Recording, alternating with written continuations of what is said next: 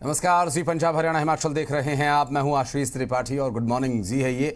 आपको बता दें कि किसानों की घर वापसी के साथ ही बॉर्डर्स खाली होने लगे हैं। किसानों को लेकर लगातार जो वापसी की तस्वीरें हैं वो तो हम आपको दिखा ही रहे हैं, और ये 5 तस्वीरें और आपको दिखाते चलें। दरअसल अब किसान जमकर जश्न मना रहे हैं। दिल्ली से लौट रहे किसानों को घर वापसी के दौरान कई जगह पर नाचते गाते देखा गया, उनका स्वागत किया गया और लंगर कई जगह पर लगाए गए थे। रास्ते में स्वागत द्वार बनाए गए थे किसानों के सम्मान में, और फतेह मार्च लगातार जारी है। और किसानों की रवानगी के साथ ही मुंह मीठा कराने का दौर, भांगड़ा करने की तस्वीरें और फूल मालाओं से स्वागत की तस्वीरें सामने आती रही। सिंघू बॉर्डर, टिकरी बॉर्डर, शंभू बॉर्डर, मुरथल और हिसार से तस्वीरें हम आपको दिखा रहे हैं।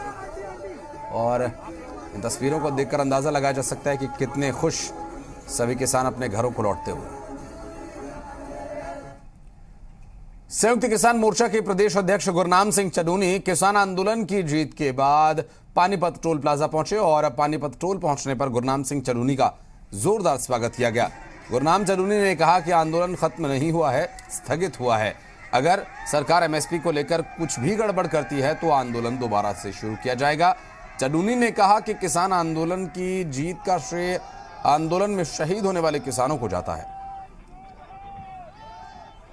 इस आंदोलन में परमात्मा की विशेष कृपा रही है। खुदा और खुदी के बीच का ये आंदोलन था, तो पूरा देश का भोजन चंद लोगों की मुट्ठी में जा रहा था, तो परमात्मा की विशेष कृपा इस पे रही है। और अभी हम आज दिल्ली से शुरू हुए और 15 तारीख को हरमंदिर साहब में जाके मत्था टेकेंगे। जीत है, उसमें बड़ी बात यह है कि जो कारपोरेट रूपी नाग है या पूंजीवाद रूपी नाग है, जो जनता को निगल रहा है, उसमें जो ब्रेक लगी है, उसमें जनता की सबसे बड़ी जीत है।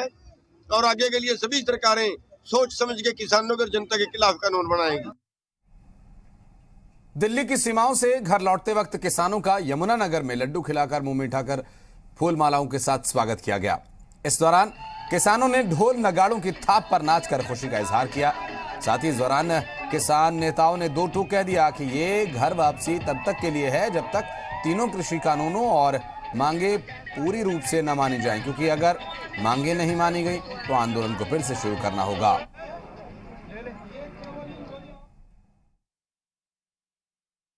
किसानों की एकता को देखते हुए किसान मोर्चा ने ऐलान किया कि 11 दिसंबर को दिल्ली से किसान घर वापसी करेंगे। टोल प्लाजा से जहां पर किसानों के धरने चल रहे थे, वहां से किसानों की घर वापसी होगी, धरने समाप्त होंगे। तो आज मिल्क माजरा टोल प्लाजा यमुनानगर के किसान यहां पर जो हमारा 1 साल से भी अधिक समय से धरना चल रहा था, आज उसका भी समापन किया जाएगा, यहां से धरना उठाया जाएगा। और दिल्ली बॉर्डर से घर लौट रहे कई किसान टिकरी बॉर्डर पर दिल्ली पुलिस की तरफ से लगाए गए बड़े बड़े बैरिकेड्स अपने साथ लेकर जा रहे हैं। अपनी ट्रॉलियों में बैरिकेड्स लाद कर किसानों का यहां से जाना आप देख सकते हैं तस्वीरों में। वो दिल्ली फतेह की इसे यादगारी के तौर पर अपने गांव ले जा रहे हैं, और मुख्य चौक पर इसे यादगार के तौर पर स्थापित किया जाएगा। बहुत ज्यादा खुशी है जी, बहुत ज्यादा खुश है। और सरकार ने तीनों वापस ले लिए कानून, और जो सारे कानून वापस ले लिए जी सरकार ने सारे। अब क्या प्लान है आगे का? गांव जाके घर जाकर घर जाके बहुत ज्यादा खुशी, डीजे लाएंगे, जश्न मनाएंगे, बहुत खुशी है जी। ਤੇ ਇਹ ਜਿਹੜਾ ਕੰਮ ਹੋਇਆ ਬਹੁਤ ਵੱਡੀ ਜਿੱਤ ਹੋਈ ਹੈ ਸਾਡੀ ਕਿਸਾਨਾਂ ਦੀ, ਖਾਲਸੇ ਦੀ ਬਹੁਤ ਵੱਡੀ ਜਿੱਤ ਹੋਈ ਹੈ। ਦਿੱਲੀ ਫੇਰ ਜਿੱਤ ਲਈ ਅਸੀਂ। टिकरी बॉर्डर से लौट रहे किसानों में खासी खुशी देखी जा रही है। रोहतक में अपने घरों को लौटे किसानों के स्वागत में स्थानीय लोग जश्न मनाते नजर आए। महिलाएं, पुरुष सभी ढोल नगाड़ों की थाप पर नाच गाकर खुशी मनाते नजर आए। इस दौरान लंगर की व्यवस्था भी की गई थी। जो किसान जथेबंदियां यहां से रवाना हुई, उन्हें रास्ते में लंगर छकाया गया। अगर ये 10 साल भी लग जाते तो भी हम पीछे नहीं हटते थे। उसका कारण है हमारा भाईचारा, हमारा हरियाणा, पंजाब, यूपी, एमपी सारा भाईचारा। ये लोकतंत्र की एक बहुत बड़ी जीत हुई है भाई। ये जो लंगर है अपना मदीना का NH9 पे है, और जिस टाइम पे ये किसान आंदोलन स्टार्ट हुआ था उस टाइम पे लगा रखा है आंदोलन। अब हमारे किसान वीर योद्धा जीत को वापस आए हैं, उनके ऊपर फूल माला, हलवा, उनका जैसे हमारा स्वागत करने लग रहे हैं। और करनाल के बस्ताड़ा टोल प्लाजा पर बॉर्डर से लौट रहे किसानों के लिए अलग अलग पकवान बनाए गए। फ्रूट चाट के साथ साथ किसानों के लिए ड्राई फ्रूट्स का भी लंगर तैयार किया जा रहा है। किसानों की कामयाबी की खुशी है और कई साथियों को खोने का गम भी है।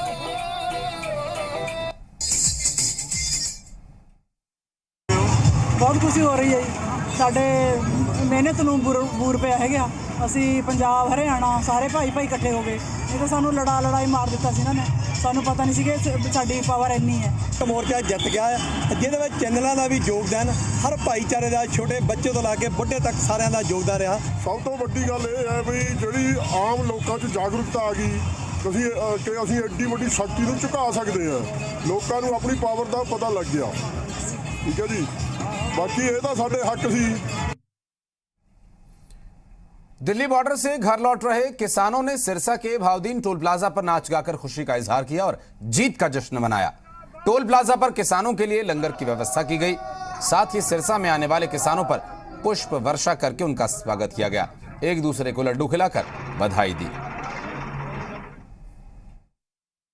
14 दिसंबर को पिछले साल उस बाद टाइम रहे, फिर 26 जनवरी गए थी, उस बाद फिर 2-3 बारी गए थी, हुण आए थी, हुण ले आए यहाँ पर समान समून।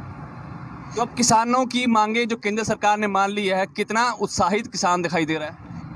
वो तो उत्साहित तो है कि मनना ही थी, उन्हें मनने बिना उठना नहीं थी। वो तुरे थे कि मना के आना नहीं, घरे ही नहीं आना। हरियाणा सरकार ने प्राइवेट स्कूल्स की मनमानी पर नकेल कसने के लिए नियम कड़े कर दिए हैं। शिक्षा मंत्री कंवरपाल गुर्जर ने यमुनानगर में बताया कि निजी स्कूल 1 साल में 5% ही फीस की बढ़ोतरी कर सकते हैं और इस नियम को पहली बार तोड़ने पर 50,000, दूसरी बार तोड़ने पर 1 लाख जुर्माना भी लगाया जाएगा और फिर भी बाज नहीं आए तो तीसरी बार स्कूल की मान्यता को ही रद्द कर दिया जाएगा। सरकार के इस फैसले से अभिभावकों को काफी राहत मिलने की उम्मीद है। वहीं किसान आंदोलन खत्म होने पर शिक्षा मंत्री ने खुशी जताते हुए कहा कि सरकार ने किसानों की मांगों को मान लिया है। स्कूलों के लिए हमने नियम बनाया कि जिस प्रकार से कई स्कूल अनाप शनाप ही फीसें बढ़ा देते थे, तो वो फीस वो अनाप शनाप नहीं बढ़ा सकते। 5% से ज्यादा फीस वो 1 साल में नहीं बढ़ा सकते। इसीलिए जिस प्रकार बार बार वर्दी का कलर चेंज कर देते थे हर साल ही, तो उस पर अतिरिक्त जो था वो भार जो है वो पेरेंट्स के ऊपर पड़ता था। तो उसके लिए हमने नियम बनाया कि 5 साल तक आप उसका कलर चेंज नहीं कर सकते। अगर स्कूल नियम नहीं मानता तो उसके ऊपर 50,000 फाइन है, और यदि उसके बावजूद भी वो दोबारा गलती करता है, ऐसा नहीं करता, तो फिर 1 लाख का फाइन है, और अगर फिर भी नहीं मानता तो उसके बाद उसकी मान्यता रद्द करने का भी प्रावधान है। बढ़ते आगे आपको बता दें कि पलवल में सोहना रोड पर बाइक सवार हमलावरों ने 30 वर्षीय शख्स की गोली मारकर हत्या कर दी। बताया जा रहा है कि हमलावर मृतक राजवीर के दोस्त रोहित को मारने गए थे। वो जान बचाकर भागा तो हमलावरों ने राजवीर को गोली मार दी। राजवीर को जिला नागरिक अस्पताल ले जाया गया, जहां डॉक्टर्स ने उसे मृत घोषित कर दिया। घटना के बाद हमलावर मौके से फरार हो गए। शहर थाना पुलिस ने मृतक के भाई की शिकायत पर एक आरोपी को नामजद कर 2 युवकों के खिलाफ मुकदमा दर्ज किया और आरोपियों की तलाश शुरू कर दी है। के सुबह से फोन आ रहे थे, रात को भी आया था जी, तो उसने रात को मेरे साथ उल्टी सीधी, मैंने उसकी रिकॉर्डिंग भी करके फिर सुबह से कॉल आई जा रही थी इनों की। फिर ये घर पे भी पहुंच गए थे सर। फिर घर पे जाके फिर मेरे पास घर वालों को कॉल आई कि ऐसे ऐसे यस भैया आया। मैंने की कोई नहीं, फिर उसने मेरे पास कॉल की, फिर मैंने उसका फोन उठाया। फिर वो कहने लगा भाई कुछ बात करनी है, मिलना है। फिर मैंने उसको अपने जहाँ पे मैं था मैंने उसको वहाँ पे बुला लिया। फिर वहाँ उसने मुझसे 5 मिनट बात की, फिर सीधा मुड़ के पिस्टल निकाल के मेरे ऊपर सीधा फायरिंग करी। पहली गोली मिस चली गई, मैं वहाँ से भाग गया। मेरे साथ दूसरा लड़का और खड़ा था, फिर उस पर गोली चला। ज्ञान में आया है वो यही मामला सामने आया कि रोहित लड़का है, उसकी किसी से रंजिश चली आ रही थी, कोई यश तिवारी नाम। और धर्मशाला में चल रही शीतकालीन सत्र के दूसरे दिन की कार्यवाही 13 दिसंबर सोमवार तक के लिए स्थगित कर दी गई है। सत्र के दूसरे दिन विपक्ष ने सदन से वॉकआउट कर दिया। सुबह 11 बजे जैसे ही सदन की कार्यवाही शुरू हुई, विपक्ष की ओर से विधायक जगत नेगी ने नियम 67 के तहत पुलिस जवानों में पनप रहे रोष और उनके परिजनों पर बनाए गए मामलों पर चर्चा की मांग की, लेकिन विधानसभा अध्यक्ष द्वारा इसको लेकर व्यवस्था नहीं होने की बात कहते हुए इसकी चर्चा नहीं की गई और जिसके चलते विपक्ष ने सदन में हंगामा शुरू कर दिया। नारेबाजी करते हुए वे सदन से बाहर आ गए और सरकार के खिलाफ यहां बाहर आकर जमकर नारेबाजी की तस्वीरें आप देख सकते हैं। इस दौरान विधायक जगत सिंह नेगी ने कहा कि सदन में पुलिस कर्मचारियों में पनप रहे रोष। चर्चा के लिए सदन में नियम 67 के तहत चर्चा की मांग की गई थी, लेकिन व्यवस्था नहीं दी गई। उन्होंने कहा कि पुलिस जवान प्रदेश की सुरक्षा के लिए दिन रात जुटे रहते हैं।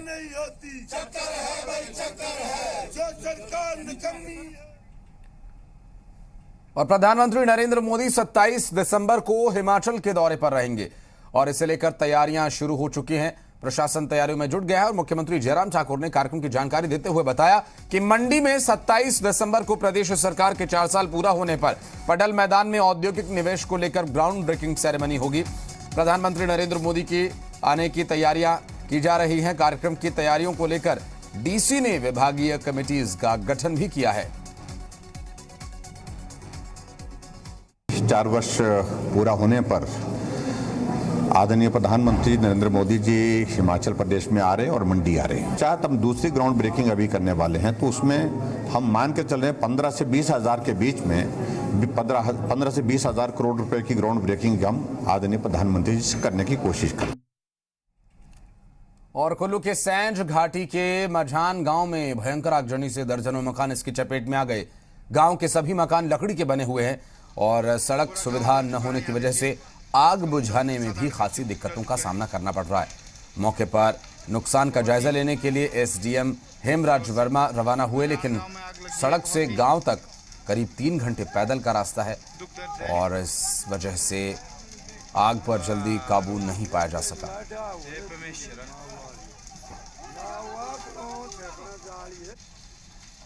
देखिए इन घरों में भी लगने वाली है आग। पूरा गांव जल चुका है। यहाँ देखिए कम से कम 7-8 घर जल चुके हैं। और ये आगजनी के बाद आग बुझाने का प्रयास तो स्थानीय लोगों द्वारा किया जा रहा था, लेकिन लकड़ी के मकान होने की वजह से आग की जो बढ़ने की गति है वो बहुत तेजी से रही। और बढ़ते आगे अब नजर डालेंगे जी पॉजिटिव न्यूज पर। नेपाल से लापता हुए युवक को फरीदाबाद स्टेट क्राइम की टीम ने उसके परिजनों को लौटाकर उनके चेहरे पर खुशी लौटा दी। स्टेट क्राइम के एएसआई के मुताबिक युवक नौकरी की तलाश में आया था और सही नौकरी न मिलने के चलते फरीदाबाद में बेरोजगार भटक रहा था। अचानक युवक के मिलने के बाद परिजनों में खुशी है और परिवार के लोगों ने फरीदाबाद स्टेट क्राइम का धन्यवाद किया। नेपाल सुर्खेत जिला के रहने वाले हैं और पिछले 3 महीने से ये गुमशुदा थे नेपाल से, और नेपाल में कई बार खोजने की कोशिश किया है परिवार वालों से, बट वो मिले नहीं थे। और कुछ दिन पहले यहाँ से एसटीयू से फ़ोन गया अमर सिंह जी का कि एक नेपाली जो है युवक यहाँ पे है लावारिस हालत में, तो उनकी जानकारी हमें दी गई और हमने भी नेपाल में इसकी जानकारी दिया गया और वहाँ से प्रोसेस करके जो भी डॉक्यूमेंटेशन है और कानूनी प्रक्रिया है पूरा कर लिया गया है और उनका घर खोजने के बाद आज उनके परिवार वालों को हम यहाँ पे लेके आए हैं। ये हमें रोड पे घूमता हुआ मिला है तो हमारी टीम ने इसको रेस्क्यू किया। इसको रेस्क्यू करने के उपरांत इसको सेवाग्र आश्रम बघोला में छुड़वा दिया, तो वहाँ इसकी हमने काउंसलिंग की तो इसने बताया जो अपना पता सुर्खेत और नेपाल का अपना पता बताया। तो हम कई लोग मिसिंग्स के ग्रुप चला रहे हैं, मिसिंग में हम कई सालों से काम कर रहे हैं, तो हमने उस आधार पर नेपाल एम्बेसी में हमने संपर्क किया। 2-3 महीना तक कांटेक्ट नहीं हुआ, तो इसलिए हम लोग बहुत जगह से ढूंढ रहे थे तो नहीं मिले। बाद में जो फेसबुक के माध्यम से और नवीन जोशी सर जो इंडिया के नेपालीज राजदूतावास के अथॉरिटी के साथ जो एक प्रोजेक्ट में काम करते थे, उन्होंने पता लगा दी। तो हम लोग यहाँ नवीन सर के एड्रेस के मुताबिक हम लोग यहाँ तक आ गए।